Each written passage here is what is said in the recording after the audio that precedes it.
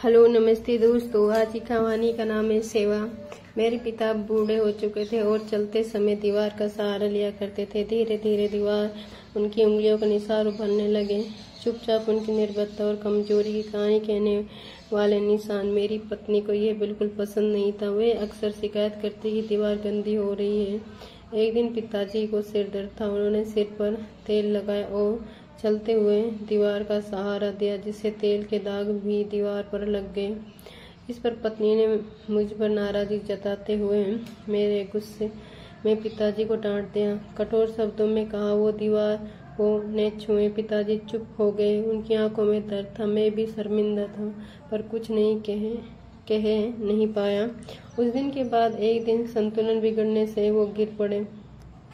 कूल्हे की हड्डी टूट गई। सर्जरी हुई, लेकिन शरीर ने साथ नहीं दिया और कुछ ही दिनों में वो हमें छोड़कर चले गए। मेरे दिल में गहरा पछतावा था। मैं उनको वो नज़र कभी नहीं भूल पाया, न ही खुद को माफ कर पाया। कुछ समय बाद हमने घर पेंट करवाना का सोचा। पेंटर आए तो मेरा बेटा, जो अपने दादाजी से बहुत प्यार करता था, दीवार के उन हिस्सों को पेंट नहीं करने देना चाहता था जहां दादाजी के निशान थे। पेंटर बहुत समझदार और रचनात्मक थे।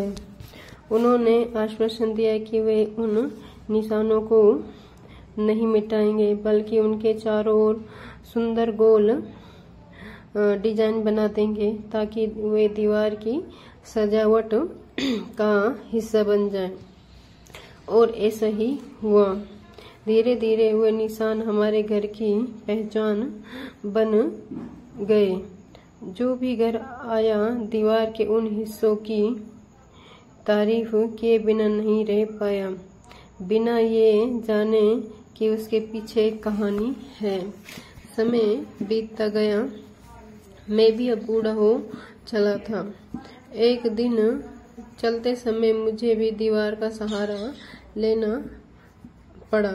तभी मुझे याद आया कि मैंने पिताजी से क्या कहा था, और मैंने खुद को बिना सहारे चलाने की कोशिश की।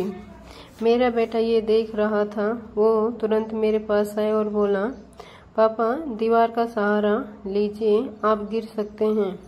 और फिर मेरी पोती दौड़कर आई और बोली, दादू आप मेरे कंधे का सहारा लीजिए। मेरी आंखों से आंसू बहने लगे। काश मैंने भी अपने पिताजी के लिए यही किया होता।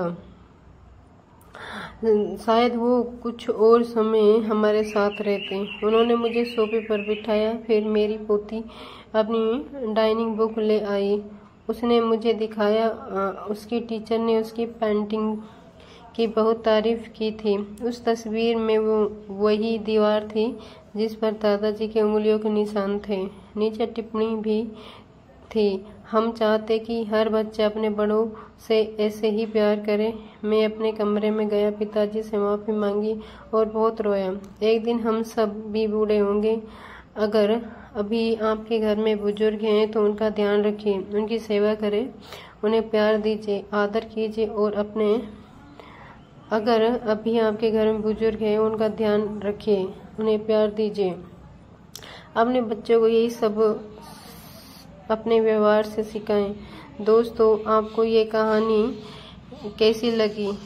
अगर आपको ये कहानी पसंद आई, इस कहानी से आपको शिक्षा मिलती हो, तो वीडियो को लाइक करें, शेयर कीजिए, सब्सक्राइब कीजिए।